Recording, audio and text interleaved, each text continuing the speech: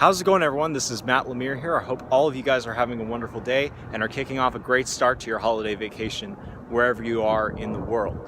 Right now I am standing right in front of Hoover Dam. So I'm on the Arizona side of the dam, so we'll take a look.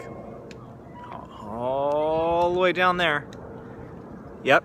So this is pretty amazing. So the Arizona Dam, or the Hoover Dam, is actually built across the Colorado River, which acts as the state line between Nevada and Arizona. So I'm standing on the Arizona side, which is where most of the movie scenes that have been shot here at Hoover Dam have been done on this side to accommodate for all the tourists that come to the dam, every day of the year.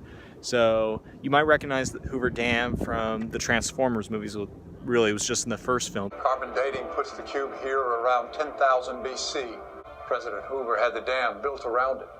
4 football fields thick of concrete, a perfect way to hide its energy from being detected by anyone or any alien species on the outside. It also made an earlier appearance in movies such as Superman the movie, where Superman actually prevents the flood of the dam. When all the flood water goes down and there's a town at the very end, he actually builds up, starts a rock slide and basically prevents the town from being impacted by the flood of the Colorado. So, and it was also in another movie called Fools Rush In with Matthew Perry.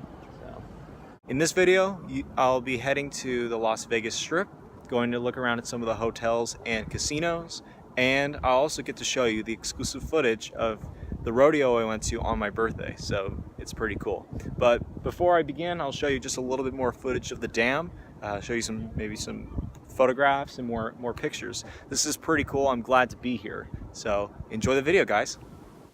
So I'm walking on top of the dam right now, about to go look at the overlook, which peers down onto the Colorado River. So right down there is the power plant. We actually took a tour and got to see the inside of that wing. That's on the Nevada side. And then basically you can look down there and see some of the water flowing out. So that's the Colorado River. It flows out.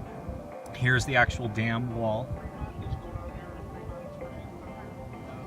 So if you can look closely, you might be able to catch one of the vents there. That is an air ventilation. That's an air ventilation shaft, and we actually got to walk inside there, and actually you could stick your hands out of there and basically out into the open air. It's pretty awesome. So those air ventilation shafts were designed while the dam was being constructed in order to help cool the concrete much faster as they continue to build upwards. I'm standing on the opposite side of the dam. We are looking towards Lake Mead. This is the basin that runs from Lake Mead and basically controls all the water. And there is one of the intake towers. I am standing on one of the bridges that links to this one right here. And you notice it's got the little clock that says Arizona time.